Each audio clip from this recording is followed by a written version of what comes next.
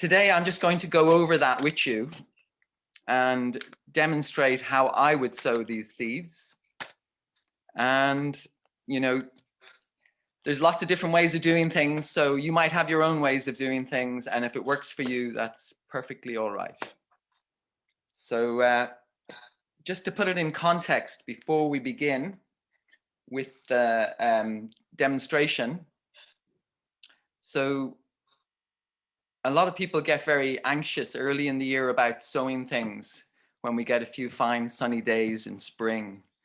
But often they're followed by very wild and windy, wet, cold weather. And we've had quite a few frosts in the last couple of weeks.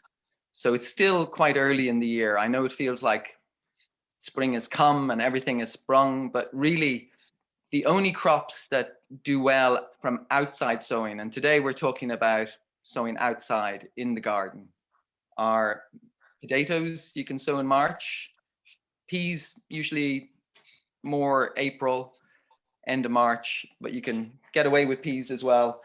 Onions from sets or seeds can be started in March. And what else would I sow? Oh yeah, broad beans. Broad beans are very hardy and do quite well from a March sowing. They can even be overwintered if you try that, if you have the right varieties. But everything else tends to do better from sowing in April for planting out in May. By the time May comes around, the weather is settled down. There's less frost. Still, you could get some frost, and the soil is warmed up, so things grow quicker and get away from trouble. When seedlings are very small, they're quite delicate and vulnerable to slugs and all sorts of things. So later on, they grow quicker and they grow away from trouble. So that's my recommendation for you. So is there anything else I need to say? Yeah, some of the larger seeds are very easy to sow direct. You can sow peas and beans directly into the ground where you want them to grow, and that works quite well. But you can also start them in modules, and that gives you a bit more control. The good things about modules, that's any container you put the seed in, to start them off, is you have more control over the germination process. You can put them in an ideal spot, a south-facing window, where they'll get a bit more heat and light. That will make them germinate quicker. You can water them, you can mind them, and then you also had the advantage of you're preparing your ground all this time. Usually from sowing to planting out, it takes 4 to 6 weeks. So in all that time, you can be preparing the ground that they're going into. You can hoe it, you can dig it, you can hoe it, you can get it ready. You can germinate all the weed seeds that are in the surface.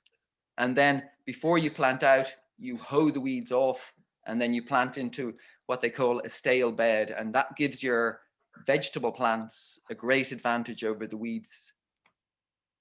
So I'd recommend that way of doing things. One important thing to remember is when you come from a warm environment and go out into a cold and windy Irish garden, you need to harden off your plants. So you can do that very simply by just taking them outside on warm, mild days and letting them acclimatize. It's mostly the wind they have to acclimatize. It's not so much the temperature.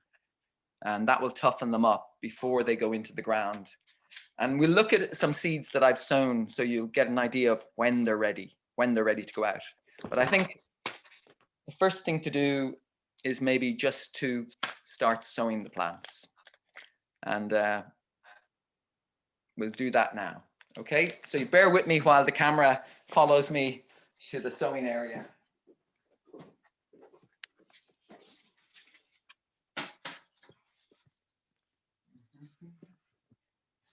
So here we are. Can you see that? Bring it over a bit. I can see where it is. So, sorry. So that's somehow tilted up like that. That's good. Okay, you can see all that, can you?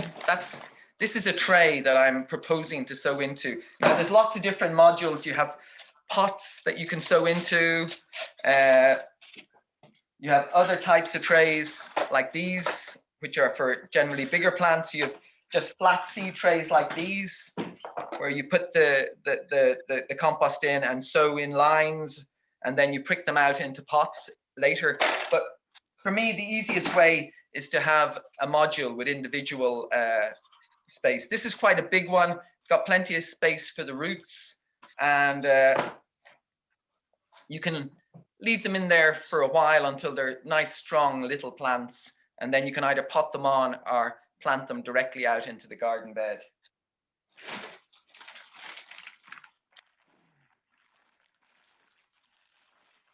So here's some compost. This is a peat-free, it says organic compost. And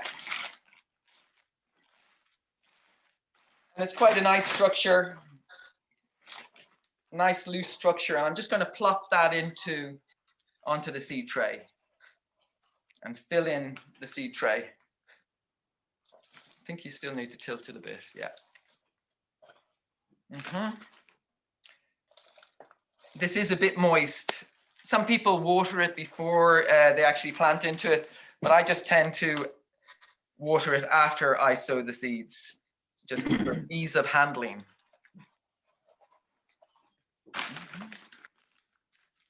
That's the lovely, this isn't particularly a seeding compost. You can buy composts that are very fine for seeding. They don't have as much nutrition in them, so you have to pot them on a bit quicker. But I find the potting compost, which will do for potting plants as well. You know, it's got slightly more nutrition in it. It's a slightly rougher mix, but it's fine. Seeds will germinate in it. So when you're filling up your tray, I think you still need to tilt it a little bit. Tilt it over it so it's facing down on it. Yeah, that's better. Can you all see that now? So when you're filling up your tray, you have to pay particular attention to the corners, because it will fill up first in the middle and it will be much less full in the corners. So what I tend to do is I push it down then with my fingers, so it's a nice firm base. I've already settled it by just tapping it on the ground or on the table, on the bench. And now I'm pushing my fingers into it just to get a nice firm seed bed and a little indentation. And I can also see if there's any gaps where it hasn't really filled up, because we don't want any air gaps. When you water it, it will settle it a bit as well. It tends to be in the corners that it doesn't fill up quite as much. Okay, now we are ready, except for that little corner. And I'm just using a little cardboard box with a bit of plastic lining for catching all the compost, and also when I water later, it will keep the water at the base of the seed tray and will make keeping it moist and watered easier. Okay, we're ready. Now, here we have our lovely packets of seeds. I've cut them carefully so that if I don't use all of them, I can fold them up and keep them for later. And some seeds, most seeds will last 2 or 3 years. The only exceptions are carrots and parsnips, which are very fine seeds, and they only really last a year. By the second year, they're already degrading. But no seed will last unless you store it in a cool and dry place. So when I finish using them, I fold them up tightly, I put them in an airtight container, and I put them in a cool room in a drawer out of the sunlight, so they won't get too much humidity and they won't, you know, degrade. So what will I sow first? I've got my labels ready. Beetroot is the first one that comes to hand. So there's my beetroot line, and I'm just going to sow a line of beetroot, and it's very easy. The more you handle seeds, the easier it gets. But what I like to do, and there's different ways of doing this, is I like to pour them into my hand. There's the beetroot. There's the seed. Ah, there's the camera. It's the tip there. So it's a nice corky seed, and it's quite easy to handle. It's not too small.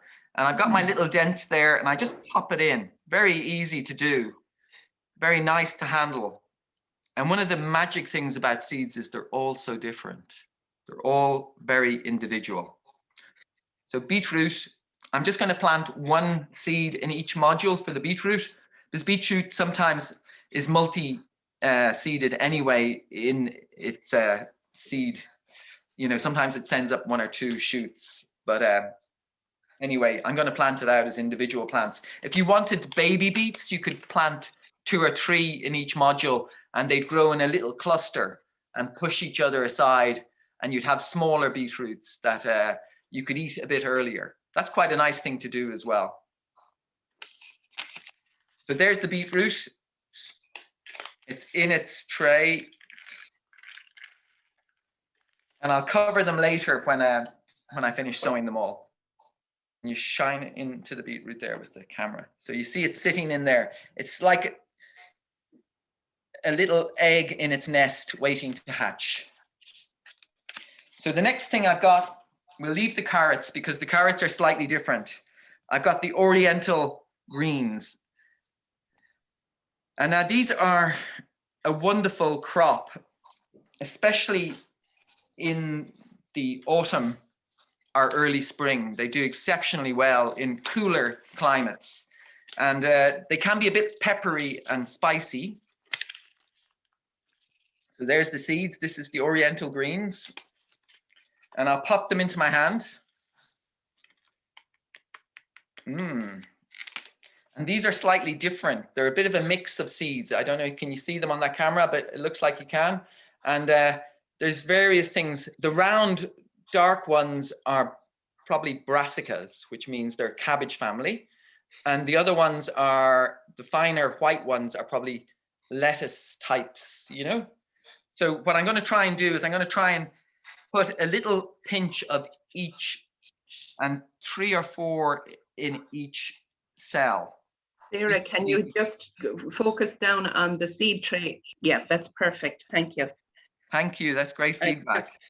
Keep tilting a small bit. We can't actually see there now.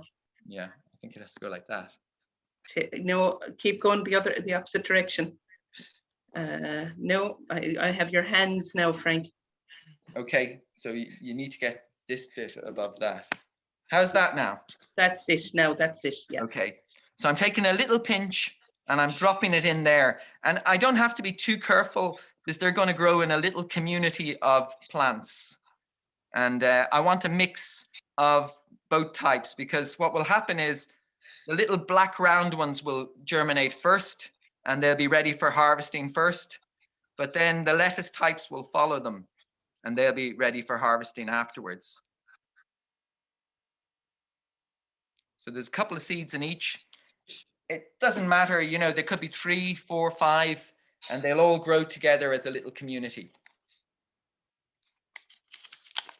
And then when I've sown them, I just open the seed packet and I just pop them back in. That can take a little bit of practice, but when you get the hang of it, it's not so hard. So the next one is an easy one because it's easy to handle, and it's peas, green shaft. Oh, one escaped. So I've grown them before, and they're a very nice pea, and they're very productive. So can you see that now? I'm just popping them in and pressing them down, and because these are slightly bigger, I'm pressing them in a little further. How's that, Anne? Can you see that? That's perfect, Frank. Yeah. Oh, good. Oh, good. Now, I better put my label in. See, if you don't have your label, it's hard to keep track of what you've done. So there's peas, green shaft. And I write the variety on it because I'll probably want to know. Somebody will ask me, oh, what variety are they? And then I can tell them, oh, they're green shaft. So, and here we go with the tomatoes. Now, tomatoes, often people will put them in a pot. I think in the description from GIY, they talk about starting them off in a pot and then pricking them out into another pot as they grow on individually. But I prefer to start them in modules, and they'll do fine in these. And 1, 2, 3, 4, 5, 6, 7, 8. It's quite a lot of tomatoes, but I can always give some away. And that's the wonderful thing about gardening and seeds, is they're very abundant and you can be generous with them. So these ones, I'll try and just put 1 in.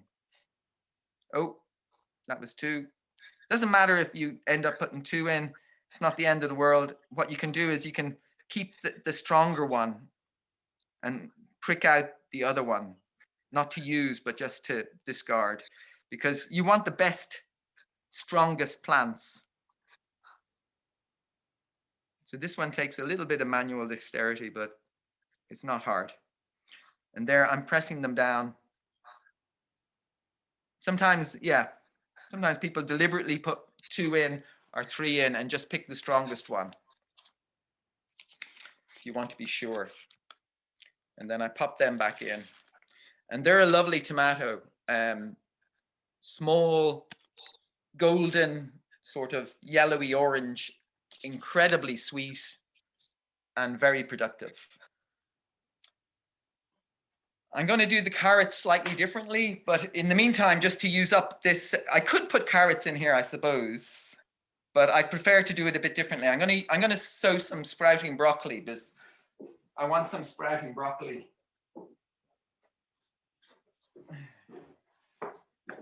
I have sprouting broccoli in the garden at the moment that I'm still harvesting. It's overwintered and it's from last year. So it's a wonderful vegetable to have at this time when there's not so much growing in the vegetable garden.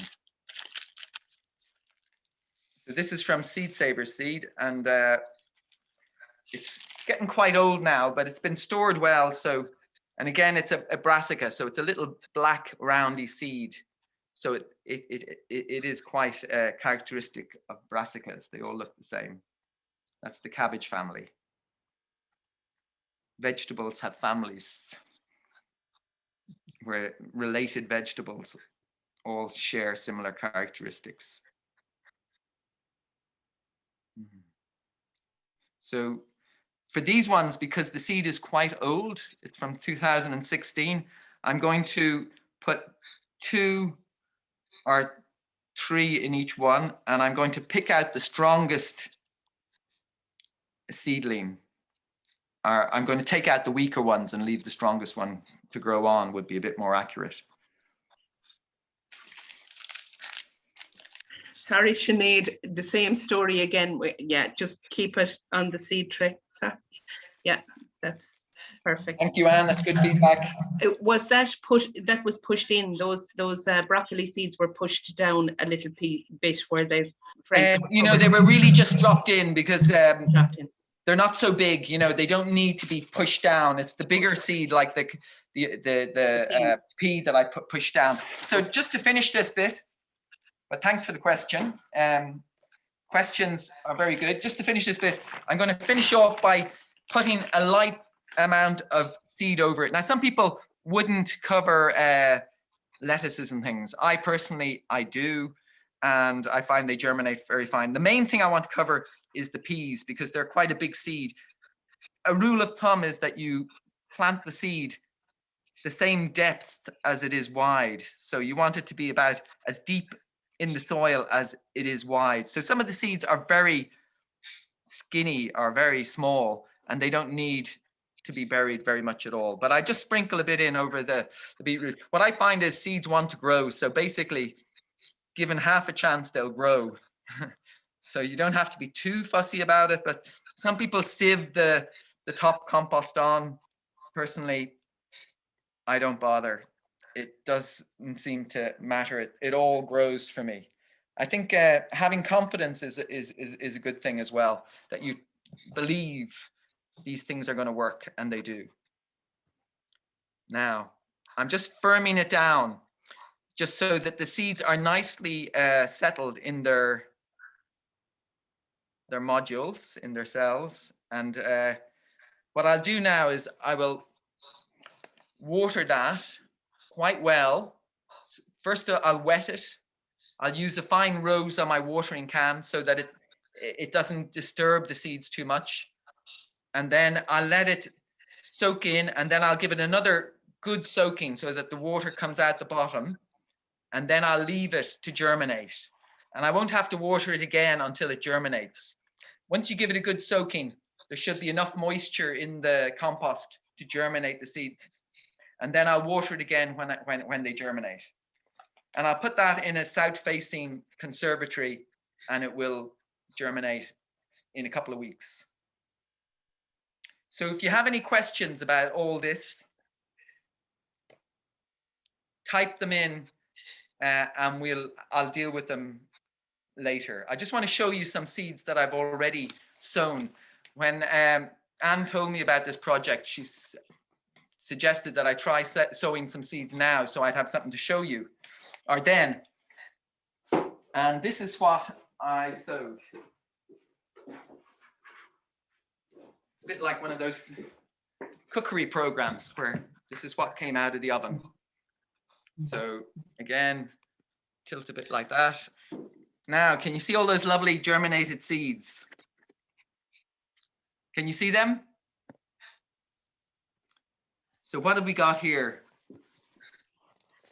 Yeah, we can see them. Now, if you pull the tray closer to you as well, Frank, and we can see more. Yeah, okay. That's lovely. That's better. it. Yeah.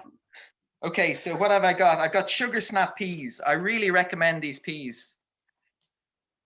They're lovely. You can eat them at a very early stage, and you can eat the pod and all, and it's like crispy and sweet from quite an early stage. And even when they get mature, they're still, you can just crack them open and eat them skin and all. So they're a very good pea. They grow quite tall, so you need something good to climb on them. And just by running your fingers across them, you're hardening them off. Next is some beetroot that have germinated. Can you come a bit closer to them now? So there's the beetroot. You can see the little red stems on them. That shows you the beetroot. This is a salad mix, which is a bit like the Oriental Greens, except there's probably a bit more salad in it. But see all these leaves? That's a very characteristic of brassica leaves from the cabbage family. So there's a lot of brassicas in there, probably rocket and things, which are very quick to germinate. And they're in clusters, and I'll plant them out quite close to each other and then use them as cut and come again. This fine looking fellow is Florence Fennel. That's a type of fennel that you eat as a bulb. Very nice and crunchy. This is a white egg turnip. It's a bit slower. It might be just a bit older seed as well. This is a kohlrabi, a funny little vegetable that looks very beautiful. It's kind of like a mixture between a radish and a turnip. This is radish. Usually I'd sow radish direct because they do so well, but I just wanted to sow something that was quick. And this is another seed saver pea, which is fill the bucket pea. And it's a bit slower germinating than the sugar snap, as they were sown at the same time. So different varieties can be quicker or slower. But you know, that all was just 1 week ago, maybe 8-9 days ago. And already this is nearly ready for transplanting. So one way of knowing when it's ready to plant out into your garden is you look at the bottom of it. And here you can see, oh, there's roots coming out, particularly on the peas and on the salad mix, which is what you'd expect. The other ones aren't showing so much. And then another way of telling is just to pop it out yourself and have a look. So I've just got my finger underneath and I've just popped it out. There's a little hole underneath and I can see now, look, there's the seed ball, and you can see the roots growing through the seed ball. And you know, it can stay another little while, but I'll probably plant it out in the next day or two. And what I'll do is I'll put, you know, 2 fence posts and a bit of wire running across them to the height of the peas, and I'll plant the peas along the bottom of the wire, like a sheep wire. Okay, there's one more thing I want to show you before we go for the questions and the answers. This is how to sow the carrots. Now, there I am, hello. So usually I'd sow carrots outside in the garden, but for people who don't have gardens, this is one way you could go about it. The trouble with sowing root crops into modules is sometimes when you transplant them, you will end up getting forked roots and things like that. I've seen them sold in shops from modules, so people do it, but it's not something I'd usually recommend. So I'll just put this aside. Now, if you were going to sow them in a container, you could sow them in something like this. This is a big window box, and it's got about, I'd say, a foot in depth. So that's enough for sowing carrots in. So here I go with the compost. I'm just going to fill it in there, settle it all in. You have to tilt it over. It's like the top of it. So it's like that. Can you see that now? How's that? That is good. Tilt it another little piece now, as please. Yeah. I'm just putting all the compost in.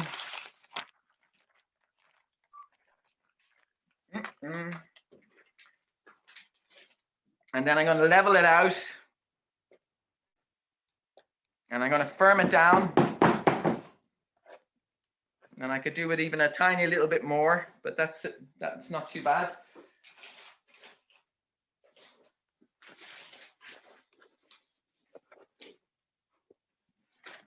Okay, we'll go with that, seeing as that's what we've got. So here we've got the carrots. I could probably put 2 rows in there. So you could do this just with your hand. So first of all, firm it down. Let's nice and firm. So there's no air pockets. And then I'm just going to take out with my finger, tilt it a little bit more, right over it, a furrow. So you could do this in the garden with a rake, but here I'm just going to do it with my finger. And here's another furrow beside it.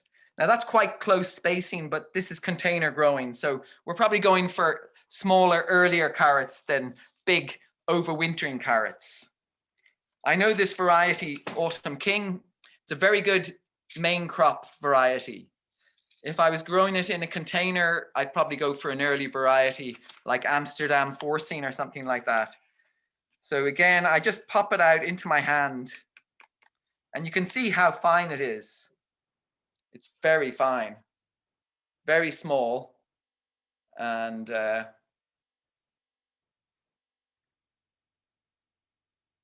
now, so here we go. I've got it in my hand and I'm just using my finger to prick it out and pop it in. And I'm just watching it. It's lighter color than, you probably can't see it on the, can you see it, Anne? Can you tilt another little piece? I'm seeing a small, yeah, that's it now. I have your hands. Okay. I see it, So but it's hard to see, I imagine. But basically, I'm just putting it in very fine. Is that better, or how's that, Anne? If you do the furrow that's closest to you, Frank, actually, we'll see it better. Yeah. Okay, so I've got that furrow done and I'm going to try this one. I'm just making sure it's a nice little indentation in the compost. There are sort of little aeration things, probably perlite or something. So I'll start off where the camera is. Can you move the camera with me? So here we go. I'm just dropping it in very fine. If I lift it up a bit, I can see it drop in. And you just don't want it to be too thick because you're going to have to thin it then and discard them if they're growing too close together. But you can always do that. It doesn't really matter. I just like to sow it thinly so that I don't have to thin it out too much later on. So I just lift it up and I just drop it in.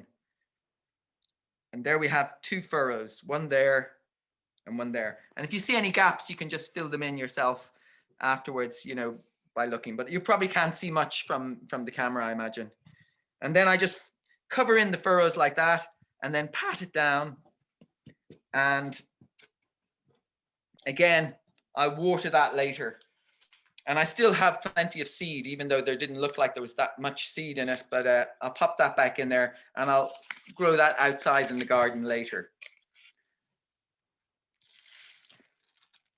I'd love to show you the garden, but I don't think it will reach, the technology will reach that far. So we won't do that. Okay, so that's all the seeds sown.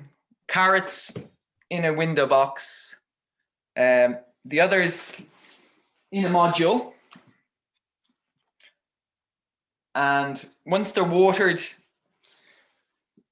I'll leave them in a warm, bright place until they germinate, and either grow them on in the window box with the carrots or else plant them out into the garden.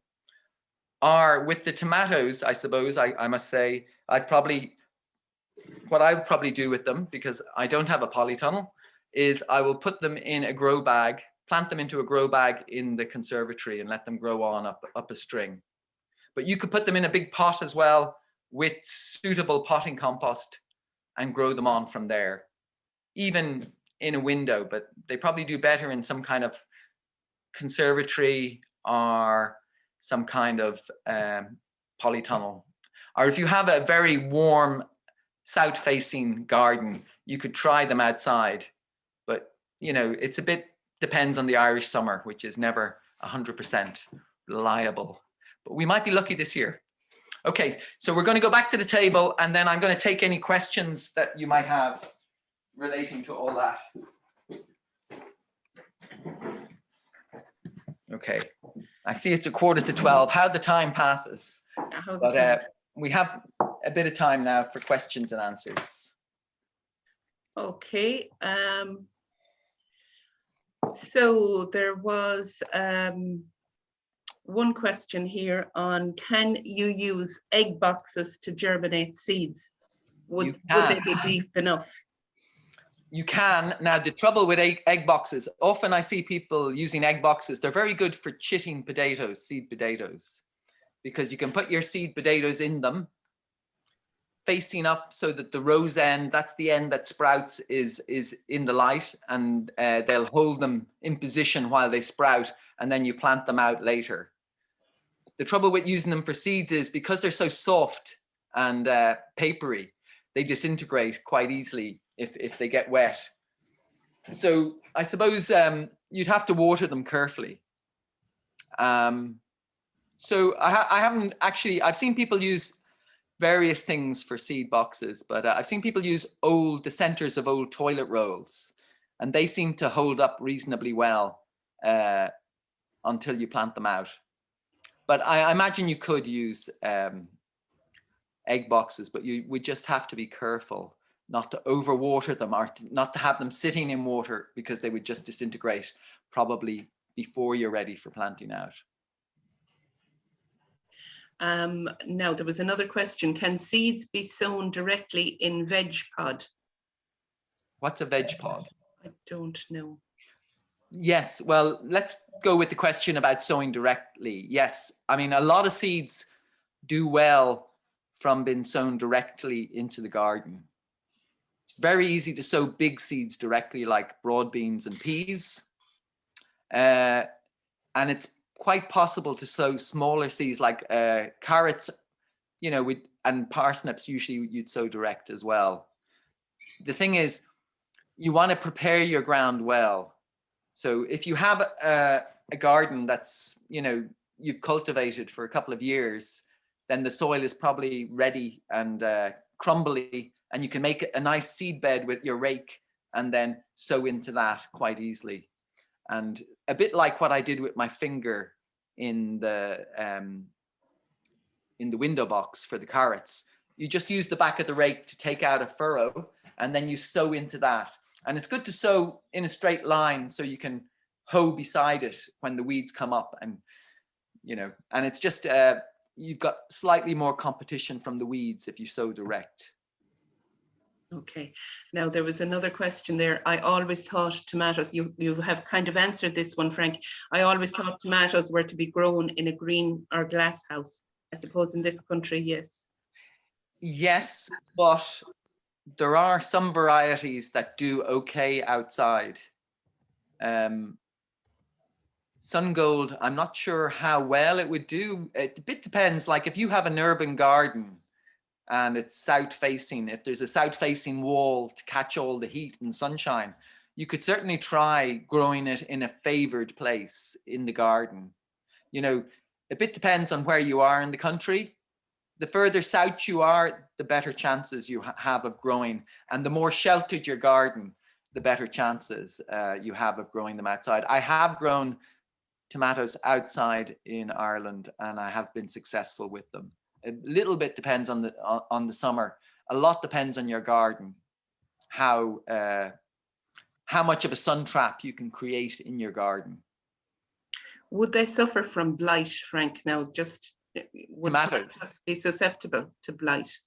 Yeah. Yes, less susceptible than potatoes. Mm. But often if you're growing potatoes and tomatoes and your potatoes get blight, they'd usually get the blight first. And then sometimes they transfer it to the tomatoes because they're from the same family. They're all Solanaceae. So they're related and they can catch the same diseases. So sometimes people, to avoid that, they'll grow early potatoes, first and second early potatoes. And they're usually just 12 to 15 weeks in the ground. So by the time, especially if you plant them early, you know, sometime around March, after St. Patrick's Day, you get your harvest before the tomatoes really get going and get growing. Like, you know, you're lifting your potatoes in early summer, where you're just planting out your tomatoes in early summer, having grown them started them in a tray and potted them on. And then you're planting them out usually if you're planting them outside, you're planting them outside in June, you know, after the danger of any heavy hard frost is. So I've seen them grown together without blight. Blight depends on weather conditions. You know, you need certain weather conditions for blight to arise. And, you know, I have seen it transfer from potatoes to tomatoes. Right. But it's unlikely you will get blight on tomatoes if you don't have blight on your potatoes first. Okay. Now there was another question from Carmel. In a polytunnel, should I add compost to the soil? Yeah, that's a good question, Carmel. A bit depends, but in general, yes, in a polytunnel, most definitely, because polytunnels are kind of concentrated growing. You can get a lot of crops from one piece of ground in a polytunnel. You know, you could get 2 or 3 crops in 1 year from it. So it's a lot of demand on the ground. You're taking a lot of stuff out, so you have to put something back. And even in your garden, you also need to put some kind of compost, manure, farmyard manure that's been composted and has been well rotted down, your kitchen waste that's been composted, or you can use, like, you can buy bags of farmyard manure or potting compost just to mix in. And when you mix it in, you spread it with your rake over the surface, and you just mix it into the surface 3 inches. You don't bury it because you want the oxygen and all the small creatures in the soil to be able to digest it and work it into the soil. So you just mix it into the first 3 inches of the soil. There's no point in digging it too deeply and disturbing the soil that much. You know, there's a lot of awareness now about the life in the soil, and a lot of it happens in the top layer of the soil. Okay, just another question there on compost. First time doing outdoor garden patch, what compost or food should be added to the soil before moving in seeds that have germinated? Good question. So a lot depends on what your soil is like. Some soils, like every soil is different. So, you know, you have to kind of look at your soil and see, well, what is it lacking? Is it a rich, fertile garden soil, or is it a poor, you know, possibly boggy, acid, you know, depleted soil? So first of all, look at your soil profile, see what it's like, see how deep the topsoil is.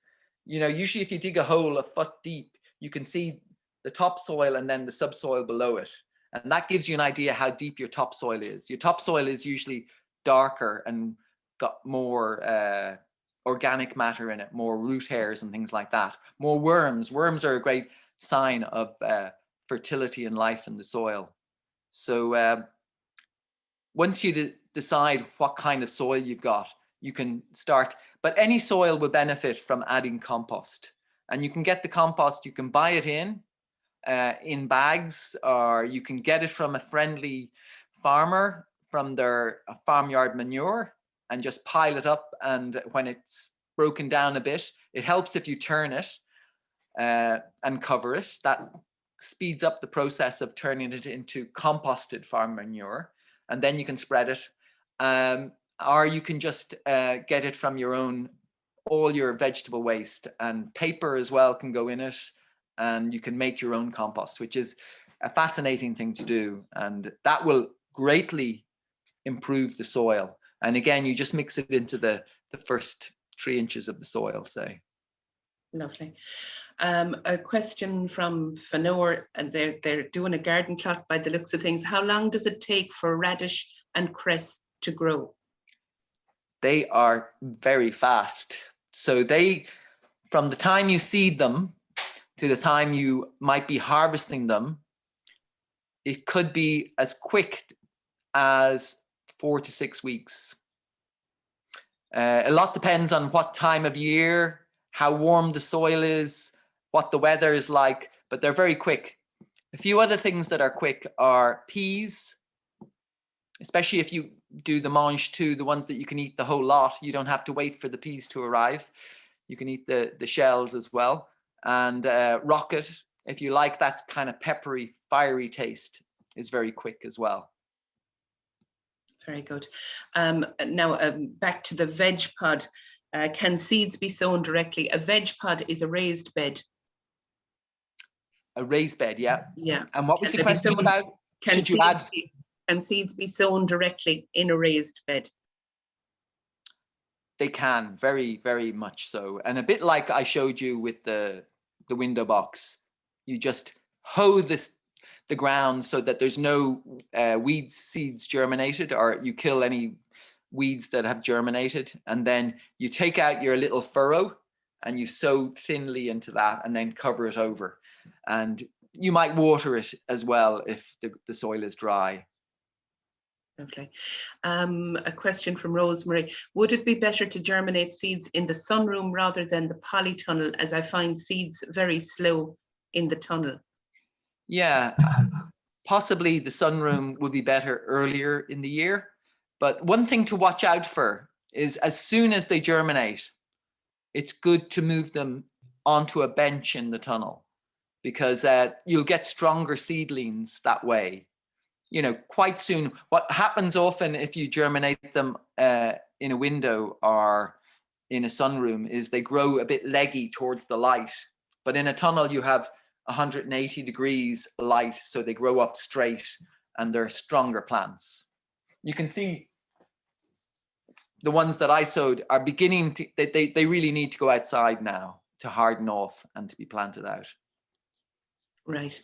Now, Fennel, oh yes, how would you get rid of blight from spuds, from potatoes?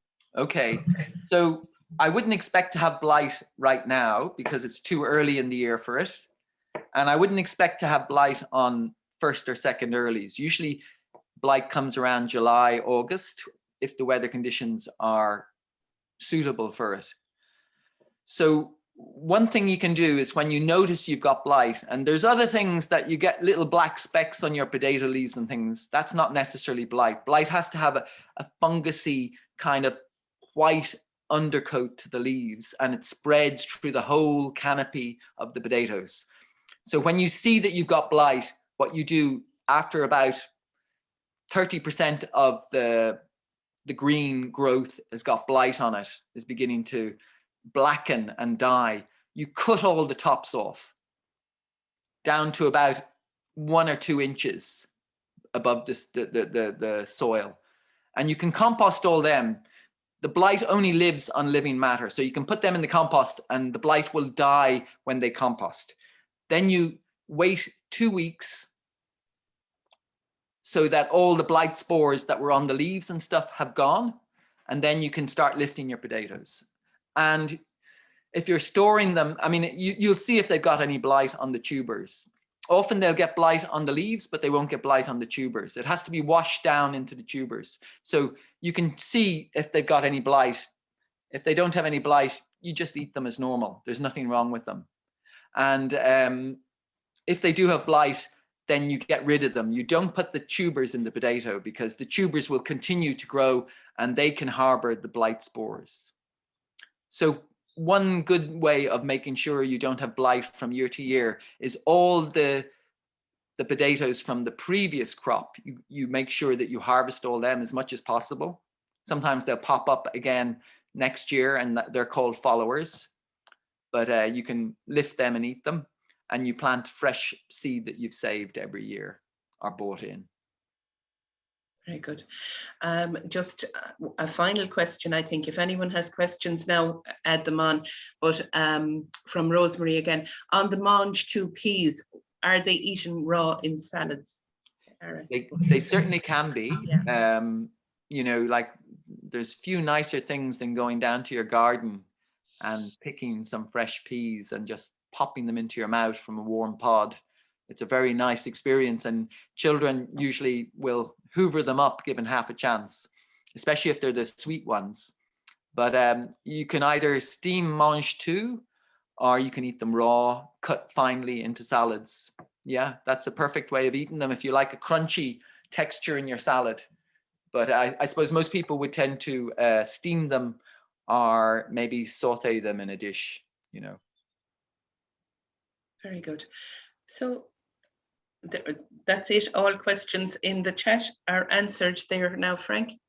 Yes, so, there's one I see just before we finish. Can I keep last year's seed potatoes for next year? And yes, you can, if they're healthy. You know, you have to check and make sure that they don't show any signs of blight or any other diseases. And you can store them in a cool, dark place until you're ready to chit them for this year's growth. Chitting is when you put them in the light in your egg boxes maybe and let them develop nice little shoots before you plant them out. But you can certainly keep your own potatoes. But if you got blight the previous year, maybe you might not. You might just buy in new seed potatoes. Very good. There's a question here. How often should you water the seedlings? Okay, so my own preference is not to water them once I've watered them after I sow them. And when you water them after sowing them, you have to be careful not to disturb them too much. So you water them with a fine rose on your watering can or a fine nozzle, you know, just so you don't lift them. So you wet them and then you soak them. And then once they're well soaked, they should germinate from that one good watering. A lot of people don't know how to water correctly. They just water the surface, but it has to penetrate right down into the pot or the tray so that it goes all the way down through the tray, wets all the compost, and then it's properly watered. But then I usually wait until they germinate and then I start watering them. Once I see the green plants germinating coming up, then I might start watering them again. If you water them too often, it might slow down the germination because, you know, especially if the water is cold, it might lower the temperature. And, you know, they don't basically, they just need enough water, moisture to wake up the seed and for them to grow out of their seed pod. And then they only need water again when they're growing. And then you just watch them. You can see if plants need watering. If the weather is very hot, if there's wind, that tends to increase the need for watering. But you can also overwater and then you can get fungus and things like that. So, you know, it's something that you learn over time as well, how to water a plant correctly. Yeah, overwatering would be more of an issue than underwatering with a lot of plants as well. Often, yeah, often that's the case. It's good to have a tray under your seedlings to catch the water so they can also absorb it from underneath, not just from on top. Exactly. So, yeah, I think you have all our questions answered. Brilliant. Yeah, that was fantastic. Thank you very much, Frank. That was great. And thanks to everybody that tuned in and stayed with us and asked such really good questions. And that's great. Fantastic. Yeah, and good luck with all your growing. Now you've got the very best of luck with that. Yeah. I hope you have great success with your growing. It's a lovely initiative, and you know, gardening is something that you learn by doing. So the only way to learn it really is by trying it out and seeing. And if things don't work, you learn from that as well. So I wish you the best of luck with your growing. I think you'll have a great fun and hopefully get lots of nice, tasty vegetables to eat. Exactly. Okay. Thanks very much, everybody. Bye. Bye-bye.